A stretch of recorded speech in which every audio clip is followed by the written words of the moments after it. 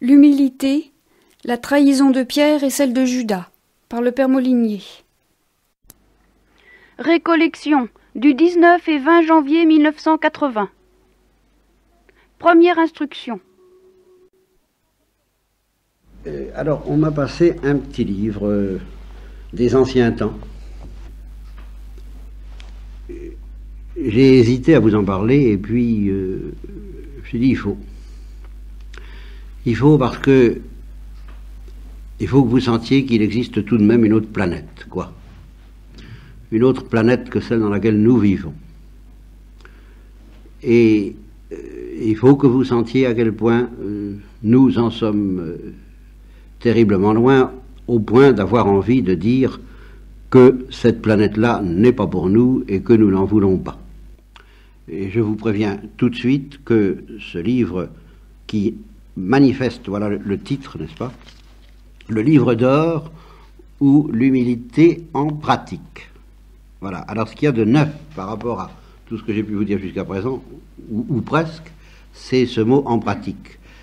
Ne se contente pas de parler de l'humilité comme j'ai pu le faire, comme d'une certaine attitude intérieure qui se justifie par tel et tel principe métaphysique ou théologique ou évangélique, mais il précise de la manière la plus constante, la plus détaillée, la plus fouillée, la plus exaspérante, ce que ça va vouloir dire dans la pratique. Première remarque avant-propos. Deuxième remarque, il mélange constamment deux choses, l'humilité proprement dite, telle que la Sainte Vierge la pratique plus que toute autre créature, et puis la contrition, l'humilité originale des pécheurs, qui consiste à se reconnaître pécheurs. Bien, alors, ça, le préambule étant fait, vous attachez vos ceintures, vous vous préparez pour le décollage, ou plutôt pour la descente, vous savez, comme dans les foires, la descente dans les abîmes. C'est une vérité constante et indubitable, qu'il n'y aura point de miséricorde, ni d'entrée dans le royaume des cieux pour les superbes, et que le Seigneur n'y admettra jamais que les humbles. L'Écriture sainte nous apprend que Dieu résiste aux orgueilleux, qu'il abaisse ceux qui s'élèvent, qu'il faut être semblable aux petits enfants pour entrer dans sa gloire, que ceux qui n'auront pas cette ressemblance en seront exclus. Enfin, qu'il ne répand ses grâces que sur les humbles, et qu'il n'élève que les humbles. Cela posé, nous ne saurions assez fortement nous convaincre de quelle importance il est pour un chrétien d'étudier à devenir humble, et à bannir de son esprit toute présomption, toute vanité, tout orgueil. Il n'est point d'effort qu'ils ne doivent faire pour réussir dans une si sainte entreprise. Et comme il ne peut en venir à bout sans la grâce de Dieu, là, vos objections sont prévenues d'avance. Si vous dites j'y arrive pas, eh bien demandez la grâce. Bien sûr, levez son petit pied en gémissant pour obtenir cette grâce. De ce point de vue-là, il a prévu le cas, l'auteur. Comme il ne peut en venir à bout sans la grâce de Dieu, il doit la demander instamment et à toutes les heures du jour. À toute heure, demandez l'humilité. Voilà, c'est le premier conseil qui est donné, très concret. Théoriquement praticable, si j'ose dire, pratiquement impraticable, n'est-ce pas? Bon, tout chrétien a contracté dans son baptême l'obligation de suivre les traces de Jésus-Christ. Et c'est sur ce modèle divin que nous devons conformer notre vie. Ce Dieu sauveur a porté l'humilité jusqu'au point de se rendre l'opprobre et le mépris des hommes, afin, alors là il donne un motif profond, théologique, et celui que j'ai essayé de développer à plusieurs reprises n'est pas si loin de ça, afin de guérir l'enflure. Et alors ce que cet auteur appelle très curieusement, et je ne sais pas ce que ça veut dire, la paix de notre orgueil. Très curieux, ça. La paix de notre orgueil. Je dirais le confort de notre orgueil. Je sais ce que c'est que le confort. j'en suis certainement beaucoup trop esclave, s'installer dans un fauteuil, bien à l'aise, tout relax, n'est-ce pas, bien, eh bien, il y a quelque chose dans notre orgueil qui s'installe confortablement dans l'orgueil, oui. Certain contentement de soi-même, qu'on cherche quelquefois au-delà du mécontentement. Et quand on n'est pas content de soi, on est comme une tête chercheuse qui cherche par quel bout on va pouvoir être quand même content de soi. Puis quand on l'a trouvé, alors on s'assied sur ce petit bout par où on peut être content. Ah tout de même. Bon, allez, ça va. Repose-toi, mon âme. Tu as trouvé ton petit confort d'aujourd'hui, ton confort quotidien. J'ai quand même fait ça.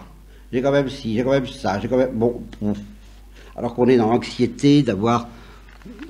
On se repose. La paix de notre orgueil.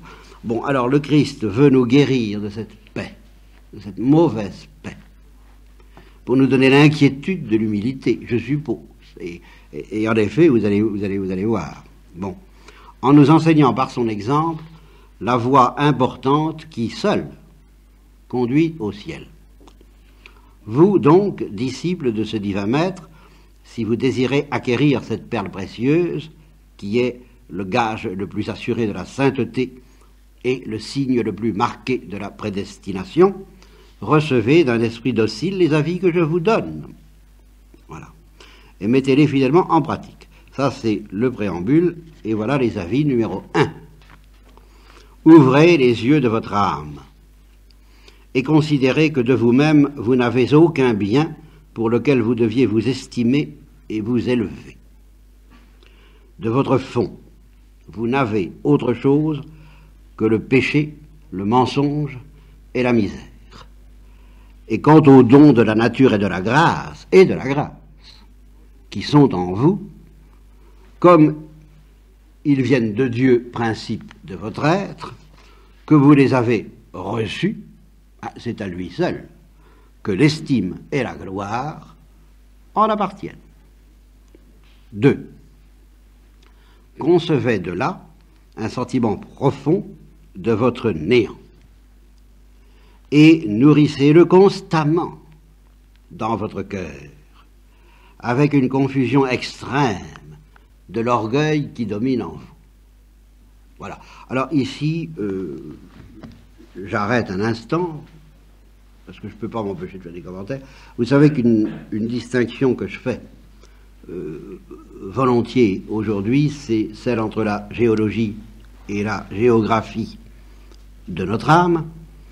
Je me mets dans l'hypothèse où votre géologie est bien partie, c'est-à-dire dans l'hypothèse où elle est dans l'état de grâce, dans l'état d'intimité avec Dieu. Alors, toutes les indications de cet auteur sont à reporter sur la géographie. Quand il dit que l'orgueil domine en vous, je nourris l'espoir qu'il ne domine pas votre géologie, sans quoi vous ne seriez pas en état de grâce. Je nourris l'espoir qu'il ne domine que votre géographie. Moyennant quoi,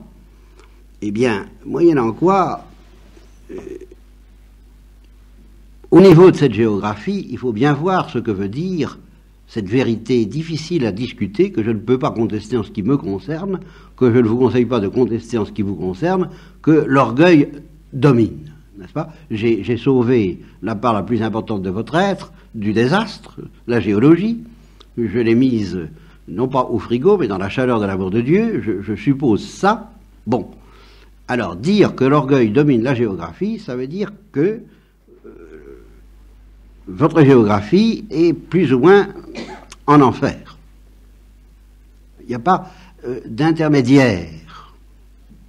Et nous sommes dans une situation intermédiaire, nous sur la terre entre ciel et l'enfer, parce que nous sommes tiraillés entre le ciel et l'enfer. Alors, en ce sens-là, moi je veux bien parler d'intermédiaire entre le ciel et l'enfer, à condition que cet intermédiaire soit un intermédiaire de tiraillement et non pas un intermédiaire de confort. Nous en venons à ce fameux mot, de compromis.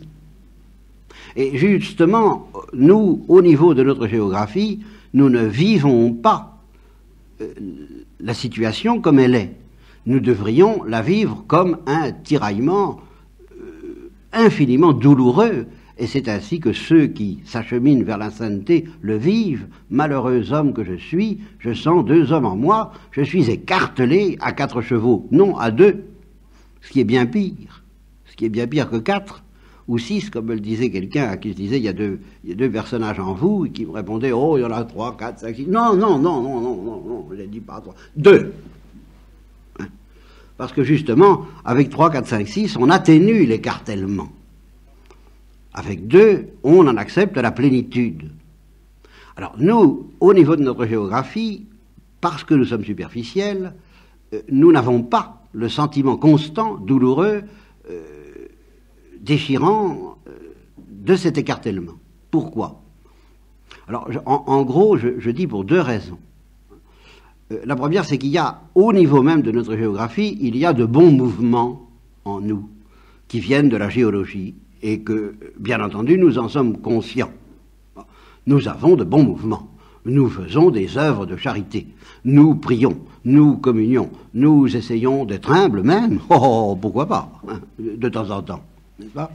Nous essayons de supporter patiemment, avec une patience qui nous paraît souverainement méritoire, les insultes et les injures, les injustices que nous subissons, etc., etc.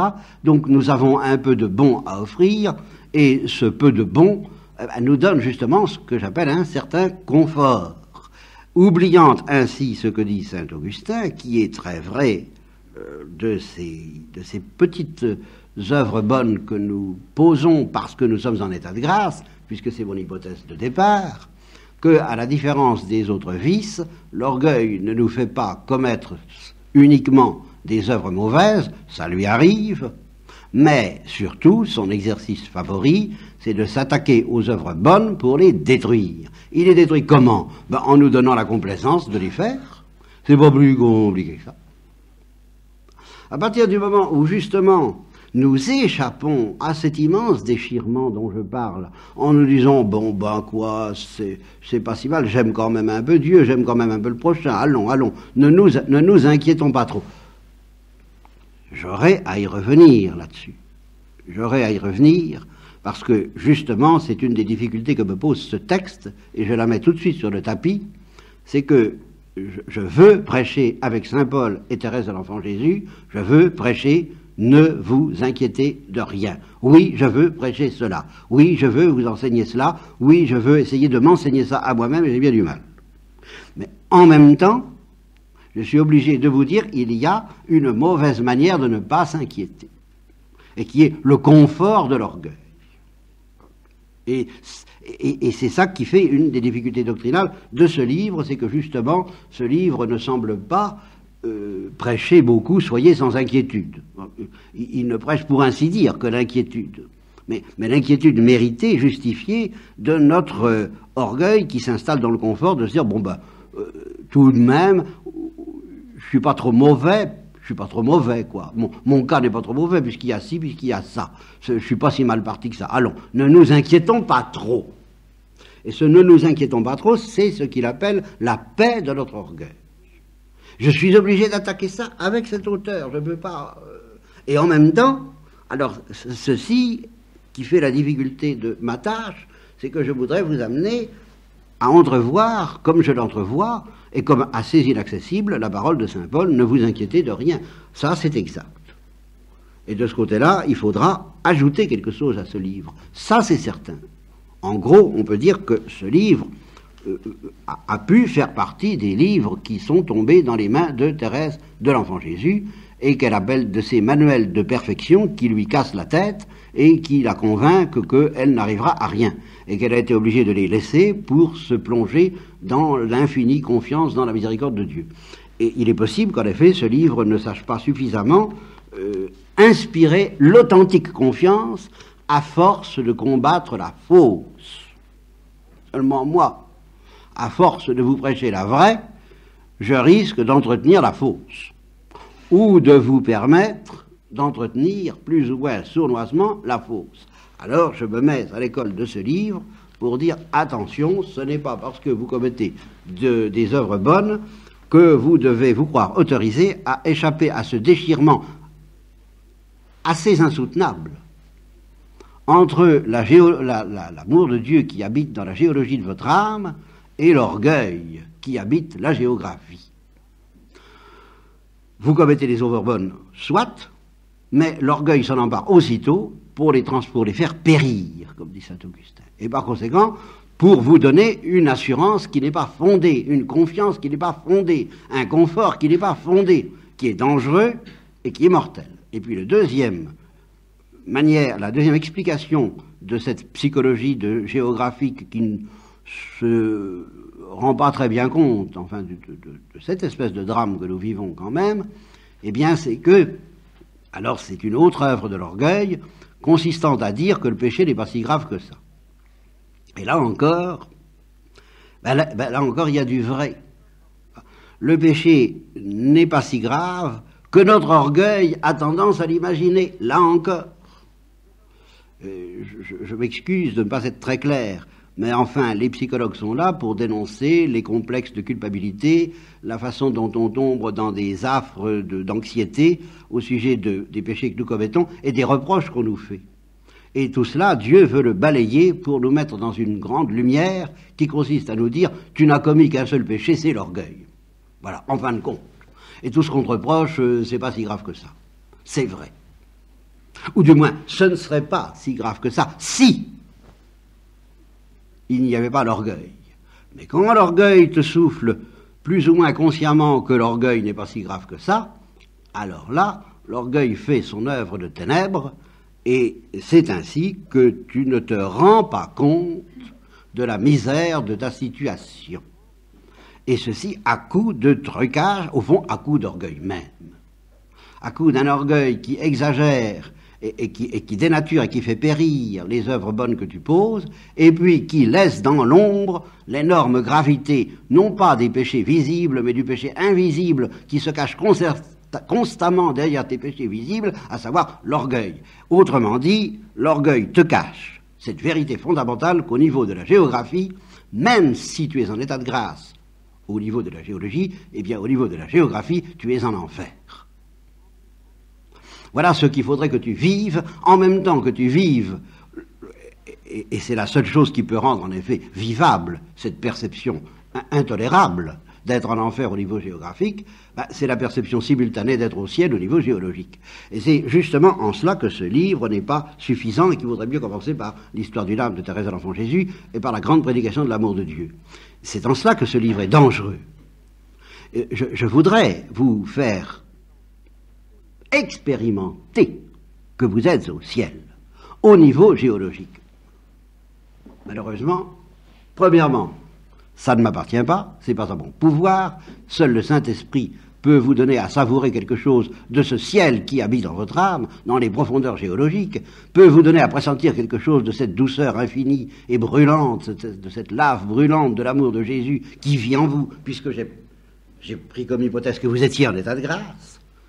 Et, d'autre part, justement, l'ennui, c'est que, qu'est-ce que ça veut dire, prendre conscience que dans notre géologie, nous sommes au ciel? C'est permettre à cette géologie d'affleurer au niveau de la géographie. Et c'est là que notre auteur revient sur la scène triomphalement, en disant, oui, mais justement, tant que vous cultiverez, vous laisserez l'orgueil s'étendre dans votre géographie confortablement, il sera un obstacle quasi invincible à la prise de conscience des délices de votre géologie. Je m'excuse de jouer sur ces deux mots constamment, géologie et géographie, mais enfin, vous comprenez un peu ce que je veux dire là.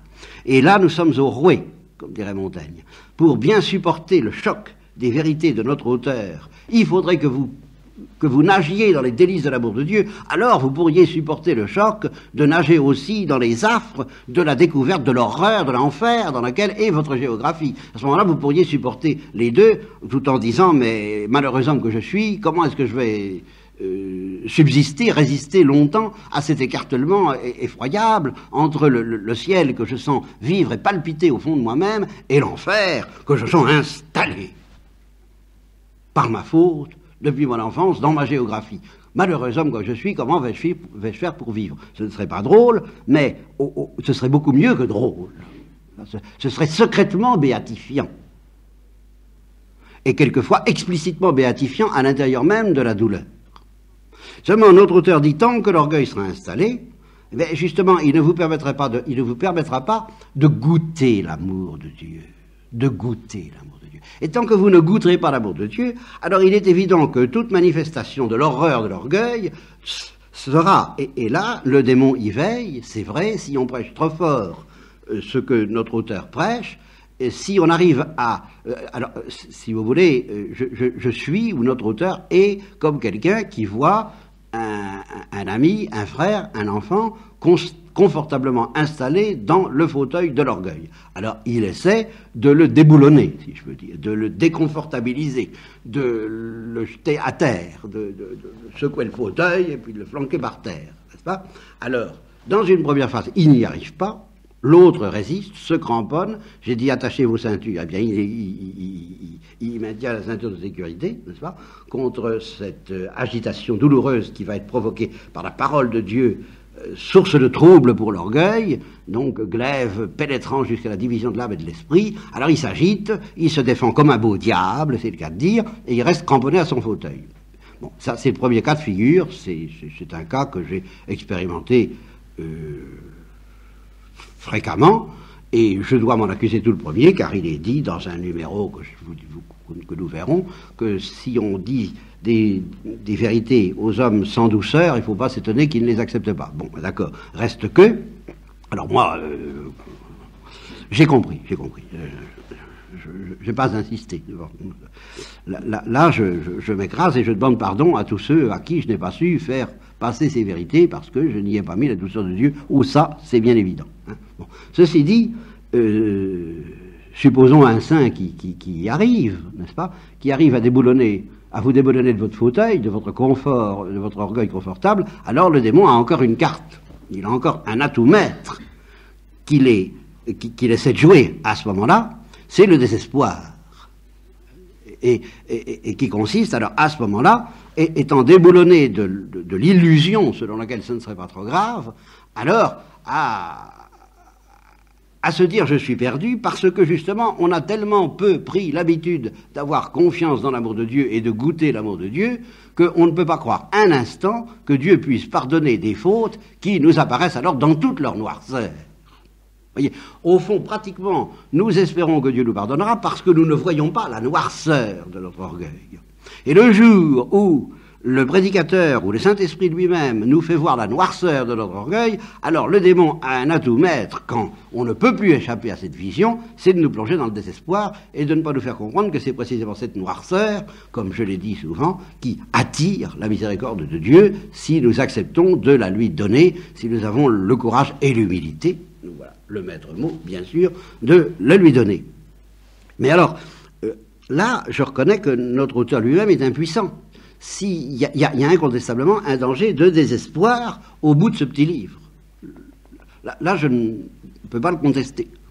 Et c'est pour ça que je suis obligé de vous inviter à beaucoup d'humilité pour pouvoir entendre ce livre sur l'humilité.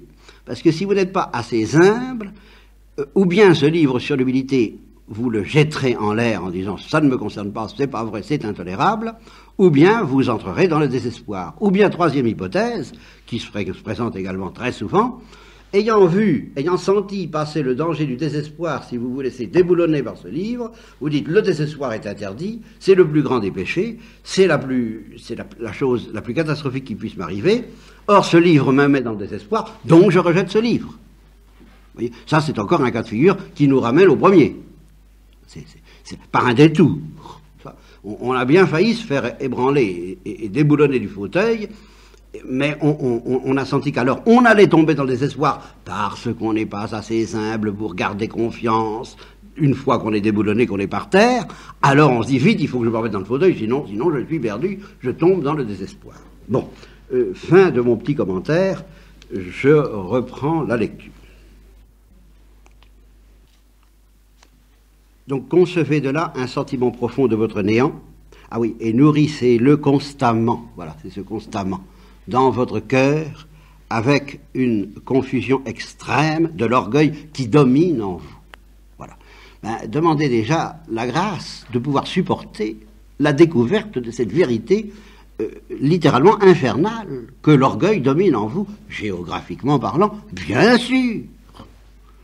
Mais, vous savez, le poids de cette vérité est lourd à découvrir.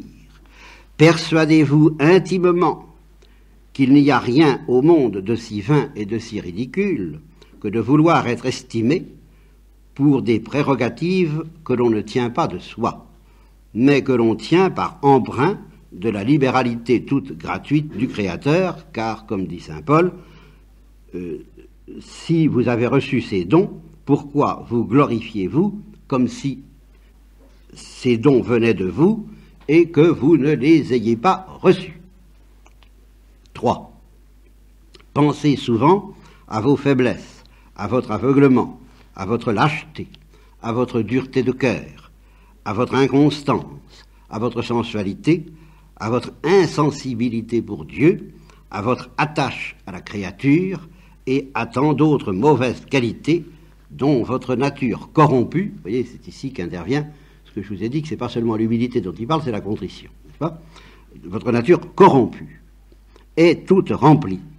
Prenez de là sujet de vous abaisser continuellement au-dessous du néant même, ce qui est parfaitement vrai. Le pécheur est dans une situation bien plus pauvre que le néant innocent des petites créatures, des petits cailloux, des petits oiseaux, ces tourterelles ou colombes, je ne sais pas, que j'ai vu tout à l'heure, qui étaient immobilisées par le froid, et dont j'ai pas pu m'empêcher de me dire en passant devant qu'elles avaient, elles, au moins la chance d'être innocentes. Quand je vous dis que c'est une chose extraordinaire, que c'est un monde inaccessible que l'innocence, quand je vous ai dit au moment du Cantique des créatures de François d'Assise que Dieu et les gouttes d'eau formaient un club très fermé, le club des êtres innocents, voilà, et que nous en sommes exclus, au fond c'est exactement ce que veut dire cet auteur. Acceptez, mais acceptez, je vous en supplie, la douleur d'en être exclu, c'est votre seule chance d'y rentrer. Mais il faut que cette douleur vous déchire les entrailles. Ça, je peux pas vous en faire l'économie, et moi-même je ne m'accuse que trop d'en faire le plus possible l'économie jusqu'à maintenant encore. 4. Que la mémoire de vos péchés passés ne sorte jamais de votre esprit, alors là, il y aurait à dire. Il y aurait à dire. Ça peut être extrêmement dangereux et névrotique de ne jamais oublier nos péchés passés. Et saint Dominique avait expérimenté cela avec le bienheureux Bertrand de Garrigue, qui pourtant devenu bienheureux et qui ne cessait de penser constamment à ses péchés passés, de les pleurer très authentiquement d'ailleurs, mais enfin ça ne finissait pas. Ça ne finissait pas. Alors il lui a dit, ça suffit, maintenant tu vas penser aux péchés des autres. Bon, donc il y a un moment où on peut découvrir qu'il y a une humilité plus profonde et plus pure que celle des pécheurs. Voilà. Il y a l'humilité des innocents, à laquelle nous ne pouvons pas prétendre accéder, nous, sans passer par l'humilité des pécheurs, qui en effet pensent et pleurent longuement, disons longuement, leurs péchés passés. Hein, c'est vrai. Mais au bout de ces larmes, il y a une humilité supérieure, celle qui consiste à ne plus penser à soi. Voilà. Et avec cette humilité supérieure, les premiers signes de cette humilité supérieure, c'est ce que j'appellerais l'humour authentique. Mais authentique, pas l'humour géographique, l'humour géologique. L'humour qui cesse de se prendre au sérieux. L'humour qui cesse de considérer comme dramatique d'être un pécheur. Là, ça c'est la taille au-dessus. Ça c'est la vitesse supérieure. Mais la vitesse inférieure à laquelle nous sommes invités ici, eh bien c'est de prendre au drame, oui, nos péchés. Parce que, avant de les prendre d'une manière humble, humilité, humour, c'est un petit peu la même racine, avant d'atteindre ce niveau où on ne se prend pas au sérieux parce qu'on prend Dieu seul au sérieux, en fin de compte, et sa miséricorde seule au sérieux, en fin de compte, et alors là on ne s'inquiète plus de rien, alors là évidemment. Bon. Mais avant d'en arriver là, eh bien il faut passer par le drame, oui je crois, il faut accepter que justement impurs comme nous sommes, nous ne soyons pas capables de découvrir la noirceur de notre orgueil sans en faire un drame. Eh bien faisons-en un drame, allons-y.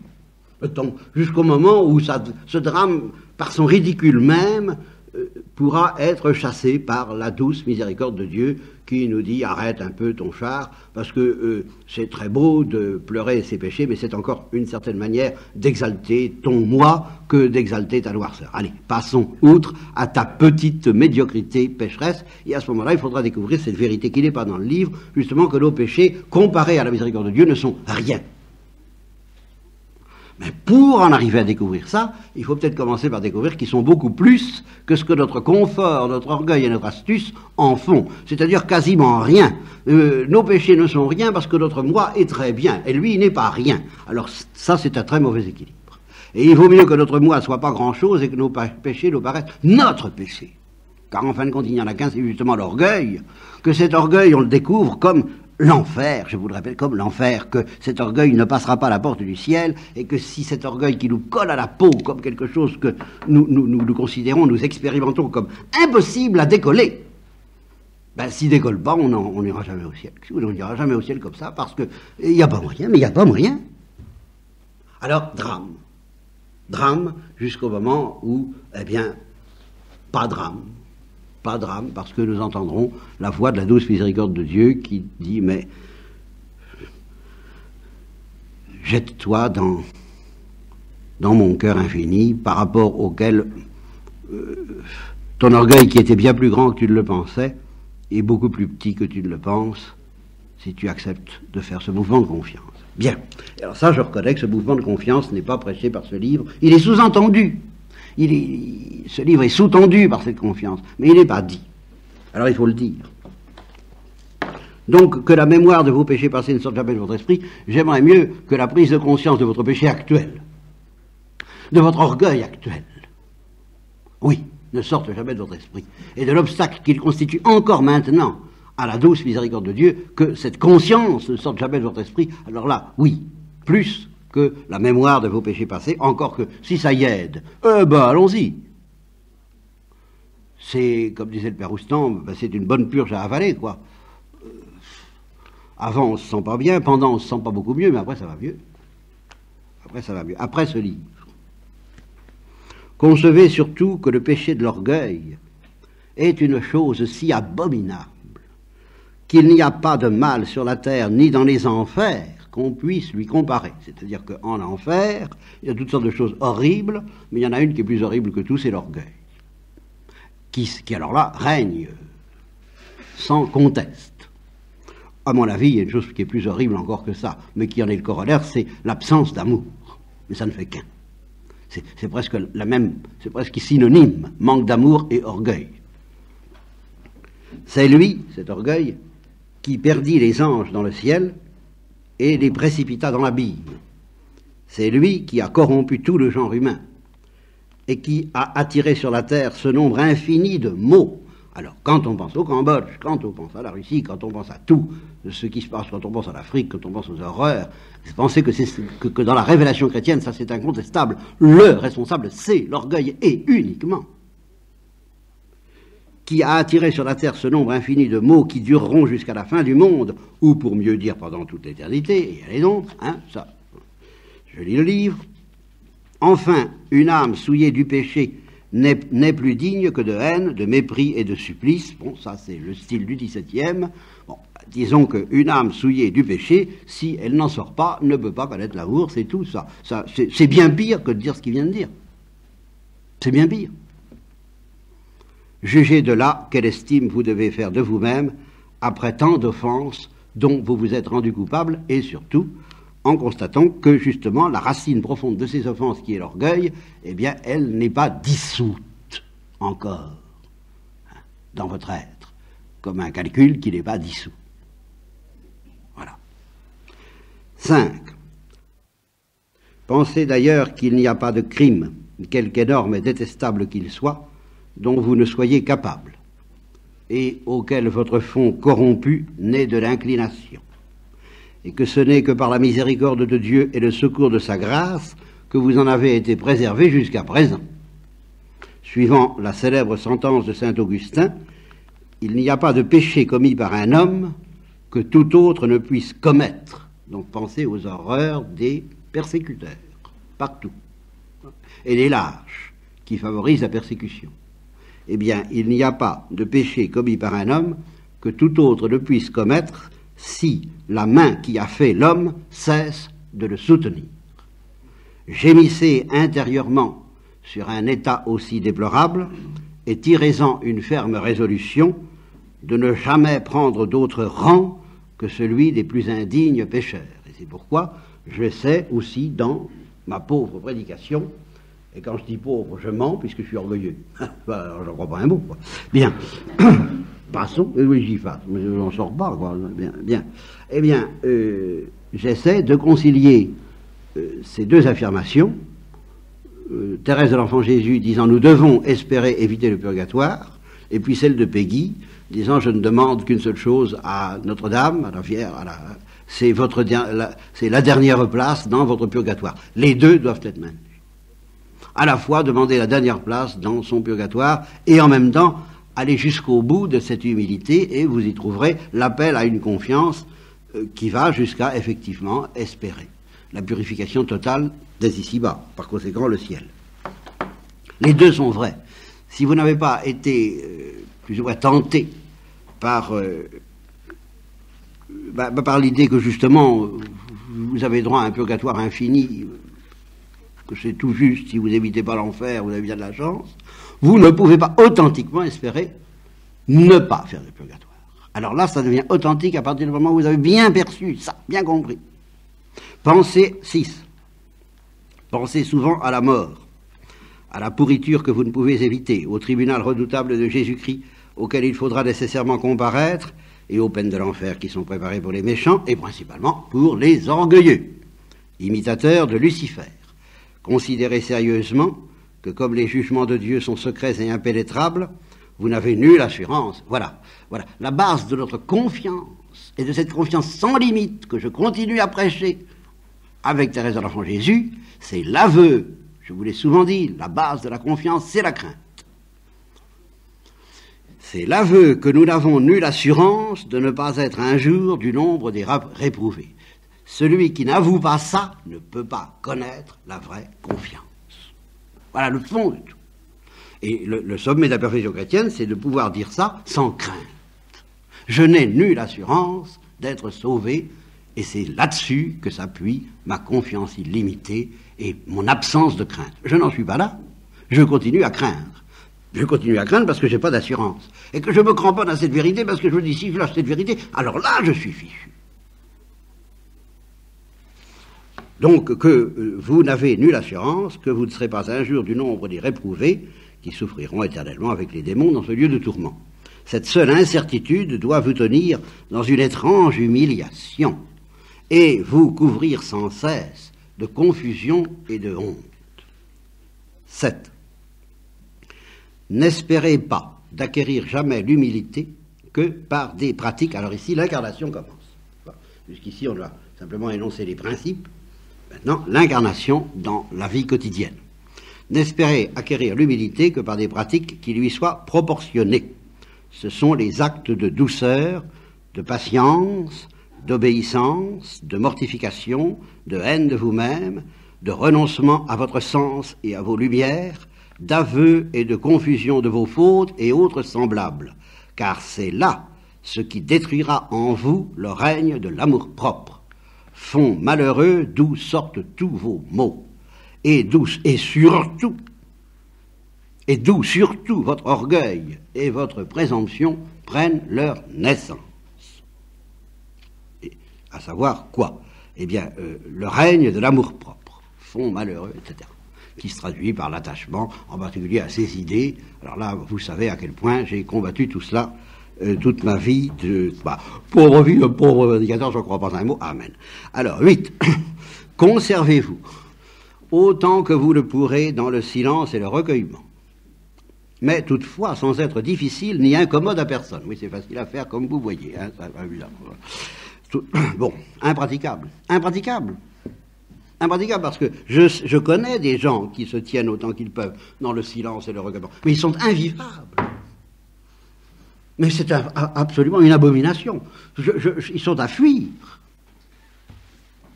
Alors non, c'est pas ça. Aïe, faut trouver la note juste. Bon. Alors, conservez-vous autant que vous le pourrez dans le silence et le recueillement, mais sans en faire justement une parole ostentatoire et écrasante. Je suis en silence. Vous comprenez? Alors là, c'est pas ça du tout. Hein. Et apprenez à distinguer ce que dit pas le livre, le silence et le mutisme. Le silence, c'est Dieu, et le mutisme, c'est le démon. C'est pas compliqué. Et matériellement, point de vue décibel, oui. Ça se ressemble. Bien. Et lorsque vous serez dans le cas de parler, faites-le toujours avec retenue et modestie, pardonnez-moi. Et comme avec crainte, croyant sincèrement que vous n'êtes pas digne d'être écouté. Alors là, et que vous ne pouvez presque rien dire de bon qui mérite d'occuper l'attention de ceux qui vous entendent. Heureusement que je lis un livre, ça me console. Que s'il arrivait en effet qu'on ne vous écoutât pas, alors ça c'est arrivé, et je ne l'ai pas bien pris du tout. Que s'il arrivait en effet qu'on ne vous écoutât pas, soit par mépris ou autrement, n'en témoignez aucune peine. Réjouissez-vous plutôt intérieurement de cette humiliation. Oui, c'est ce que j'ai fait à chaque fois, comptez-y bien. Persuadez-vous qu'on a raison. Oh oui. Et dites-vous à vous-même, qui suis-je? Alors ça, j'ai quelquefois essayé, oui. Qui suis-je pour vouloir remplir l'esprit des autres de mes pensées et du fruit de mon imagination? 9. Évitez avec le plus grand soin toute parole fière et hautaine, toute celle qui ressentirait quelque autorité. Oui, qui pourrait avoir quelque musique d'autorité. Les phrases étudiées, les tournures galantes et facétieuses. Aïe, aïe, aïe, aïe, aïe, aïe, aïe, aïe. Ne dites jamais rien qui puisse vous faire regarder comme une personne d'esprit. Oui, oui, oui, oui, oui, oui. Ou comme honoré, estimé, employé dans les affaires, ou doué de quelques autres prérogatives. En un mot, ne parlez presque jamais de vous-même. Ah oui, évidemment. Là, il faut quand même essayer. De parler de soi-même, disons, le moins possible. Espérer passer plutôt inaperçu que méprisé, vous voyez. Oui. Et sans que ça gêne. Surtout, attention, pas l'air de celui qui met une pancarte « Je passe inaperçu ». C'est surtout ça qu'il faut éviter, c'est pire que tout, ça, alors là. Hein. Bon. Et éviter de dire tout ce qui serait à votre avantage. Tout cela intelligemment, si possible. 10. Évitez encore dans la conversation ce qu'on appelle saillies heureuses ou rencontres agréables. Toute raillerie ou plaisanterie. Alors vous me direz, la vie n'est pas drôle. Et alors c'est là, oui, bien sûr, là ça demande aussi à être pris. Je me rappelle, mon père maître de noviciat simple, il était très inquiet à mon sujet avant de me voir entrer dans la communauté parce que, alors j'avais pas l'air rigolo du tout. J'avais l'air sombre et surnaturel, comme dirait Courteline. C'est-à-dire romantique et tourmenté. Alors il se demandait ce que ça allait donner dans les récréations, il a vu que je riais, ah, il a dit, la note est bonne, frère Marie-Dominique, la note est bonne. Bon, alors donc tout de même, il faut savoir pratiquer ce que saint Thomas appelle le trapélie, il faut savoir rire, il faut savoir être joyeux, il faut savoir être amusant, mais le danger est très rapide, effectivement, de devenir ce qu'on appelle un homme d'esprit. Aïe, aïe, aïe, ah oui, effectivement. La frontière est difficile à ne pas franchir, il n'y a pas de douane qui la garantisse, c'est très difficile. C'est très difficile. Eh oui. Ah là là. Misère.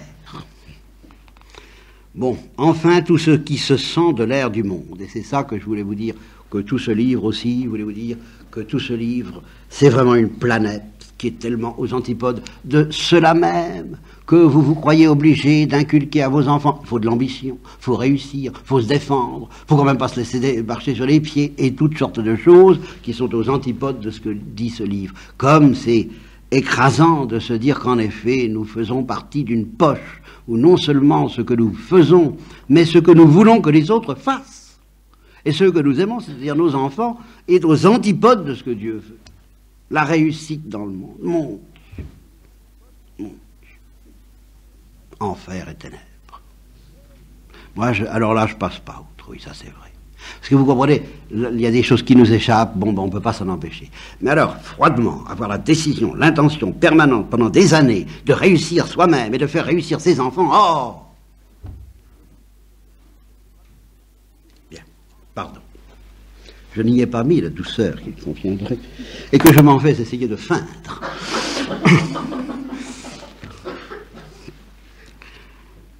Bon, parlez même peu des choses spirituelles par manière d'avis ou d'instruction, sauf par devoir d'état, hélas.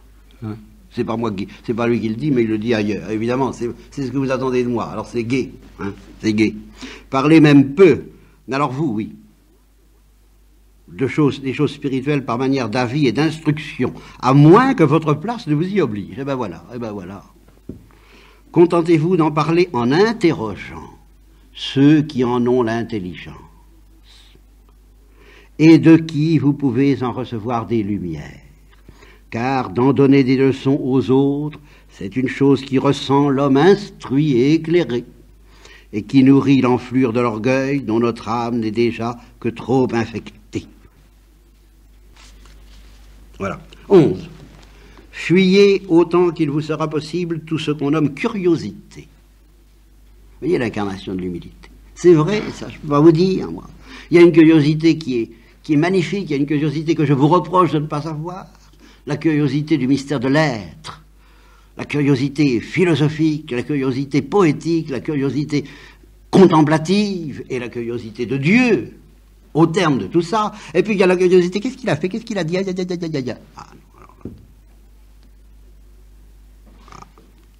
Fuyez autant qu'il vous sera possible tout ce qu'on nomme curiosité. Ne cherchez pas à voir les choses qu'on appelle dans le monde belles, rares et magnifiques. Dans le monde, car il y a celles qu'on appelle dans l'Église, chez les enfants de Dieu, belles, rares et magnifiques, et les comètes, et les aurores boréales, et les étoiles, et les herbes, et les nuages, et tout ça, c'est beau, rare et magnifique, aux yeux de Dieu, comme Spiridon qui tombait en extase devant ces choses. Alors là, oui, attention, ne confondons pas, surtout. Nous ne sommes pas assez curieux de ces choses, assez extasiés, avides, assoiffés de ces choses.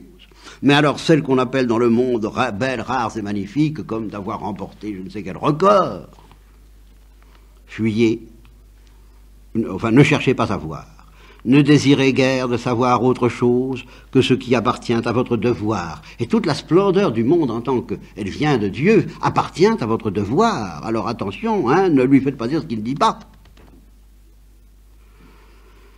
Et ce qui peut contribuer à votre perfection et à votre salut, et là encore, même toute la culture appartient à ce point de vue-là, peut contribuer à votre perfection et à votre salut.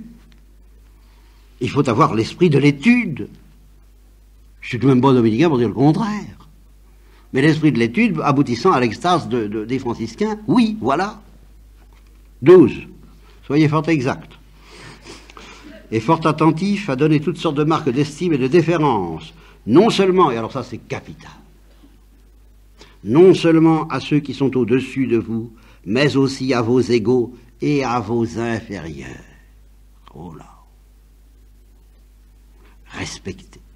Respectez les inférieurs. Ça, c'est la délicatesse des délicatesses. Prévenez-les par honnêteté suivant la vie de saint Paul. Soyez toujours le premier à rendre à chacun les devoirs de civilité que l'usage prescrit. L'usage, mais oui. Et tâchez même d'en rendre ordinairement au-delà, sans en remettre ostensiblement, de préférence, au-delà de ce que vous en devez à chacun. Eh bien voilà. Eh bien alors, pour terminer, vous choisirez toujours, suivant la maxime de l'Évangile, la dernière et la moindre place en croyant sincèrement que c'est celle qui vous est due. Voilà.